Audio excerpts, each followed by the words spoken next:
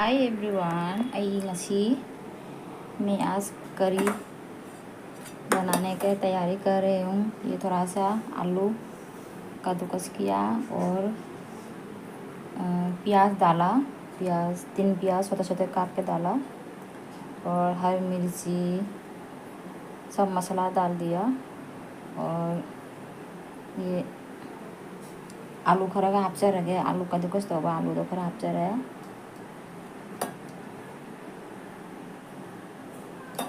Ma'am सुमन mix तौरनी असी करी थोंगे मेरामेस ओरबनीना करी जानी करी हाउनी खनफम खंद्रे अगांगैसु हाउत्रे हवाई चाबदा बोरिंग ओइरे हाइरे अदुना असी करी थोंगे असीगे दही लेरे।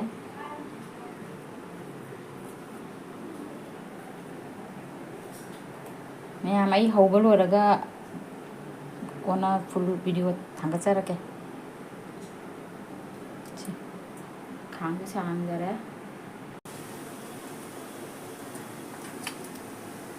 एंगोन उलक्कन सिगतो उलु हारिनी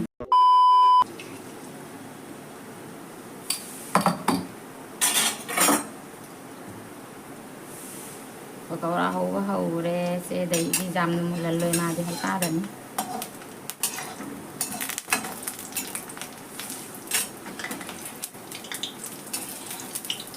आब जादे कोई चुमनगी बोरादु मैंने हौदे नते मादी करीगे पकौड़ागा कोई चुमनगी चाना पकौड़ागा मानादे।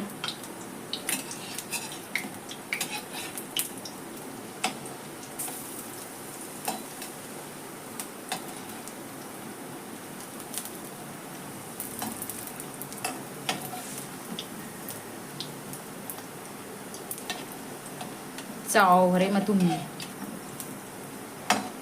ngang harau lan isi kari thongi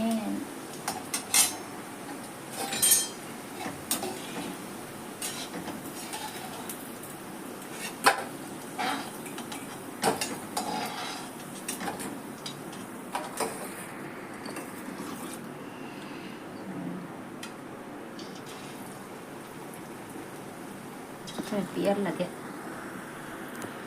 kari nó này mình cũng mình gần cái mình đừng đây sẽ có cả thải xin mà sa pi đi này nó có tuần nó mình chỉ số một thầy baga jung baga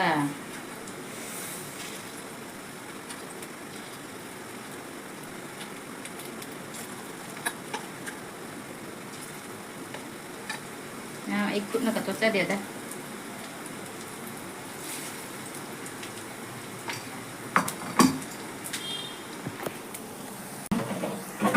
करी बरारी होगा लोरे अदुगा सिगा दही लेरे दही से फेटी runny अदे बेसन खरा के फेटी रगा सिना करी पत्ता मैं होगा लोरगा कमु जरा गे मैं तड़का तौरे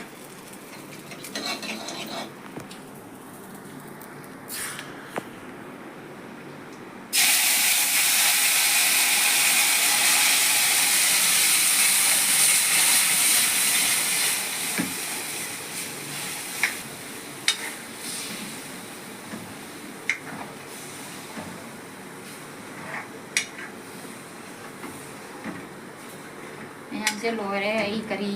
तब लोरे तड़का तब लोरे अदे सीधा पकौड़ा से हापचल्लनी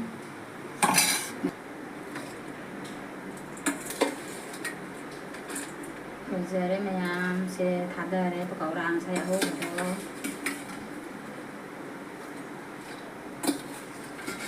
तरा मुफुटलनी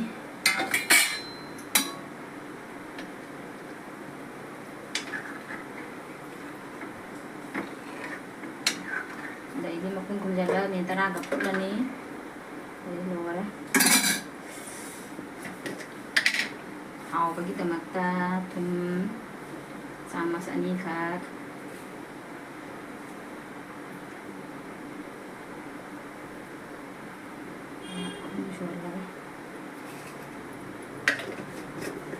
lore horen sauraga kamu thangdarani thangdaraga am hawi hapte do खाना लगे मैं यहाँ से ꯊꯣꯡꯈꯤꯕ ꯀꯔꯤꯗꯣ ꯁꯤꯗ ꯂꯩꯔꯦ ꯁꯤꯅ ꯀꯥꯡꯍꯧ ꯑꯃ ꯁꯤ ꯕꯤꯔꯌꯥꯅꯤ ꯑꯃ ꯂꯩꯔꯦ ꯁꯤꯅ ꯁꯤꯒꯤ ꯑꯣꯏꯅꯗꯤ ꯑꯁꯤꯁꯤꯅ ꯑꯗꯨꯝ ꯏꯆꯥ ꯁ꯭ꯀꯨꯜꯗꯒꯤ ꯂꯥꯛꯑꯦ ꯑꯩꯈꯣꯏ ꯃꯄꯥꯗꯤ ꯂꯣꯏꯔꯦ ꯁꯨꯙꯈꯤꯕꯗ ꯆꯦ ꯌꯦꯡꯉꯨꯅꯦ ꯁꯤꯕꯨ ꯑꯁꯤꯒꯤ ꯗꯥꯛꯁꯤꯒꯒꯤꯅꯦ ꯃꯥ ꯃꯇꯣꯟ ꯁꯨꯙꯈꯤꯅꯤꯁꯦ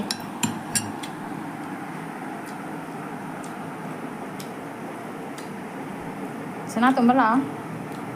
ꯕꯥꯏ ꯕꯥꯏ ꯃꯌꯥꯝ ꯑꯩ ꯆꯥꯔꯒꯦꯀꯣ ꯍꯥꯎꯕ ꯍꯥꯎꯇꯕ ꯆꯥꯔꯒꯦ